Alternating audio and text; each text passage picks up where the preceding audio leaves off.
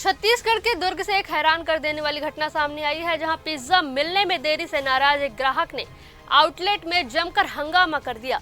गुस्से में ग्राहक ने कर्मचारियों से गाली गलौज की और ऑर्डर लेने वाले मॉनिटर को तोड़ डाला। घटना का वीडियो अब सोशल मीडिया पर तेजी से वायरल हो रहा है। मामला दुर्ग के सुपेला थाना क्षेत्र का है, जहां नेहरू नगर स्थित डोमिनोज पिज्जा आउटलेट में गुरुवार को एक ग्राहक नरेंद्र मानिकपुरी पिज्जा लेने पहुंचा था। बताया जा रहा है कि ऑर्डर मिलने में देरी होने पर वह भड़क गया और काउंटर पर मौजूद कर्मचारियों से विवाद करने लगा।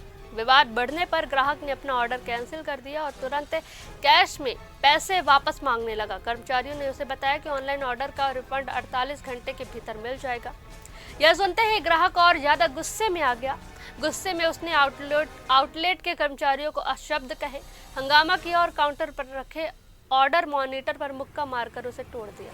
घटना के समय मौजूद कर्मचारियों ने पूरी जानकारी पुलिस को दी। इसके बाद क्लस्टर मैनेजर ढाकेश्वर कुमार की शिकायत पर पुलिस ने आरोपी के खिलाफ मामला दर्ज कर लिया है। फिलहाल पुलिस आरोपी की तलाश में जुटी हुई है।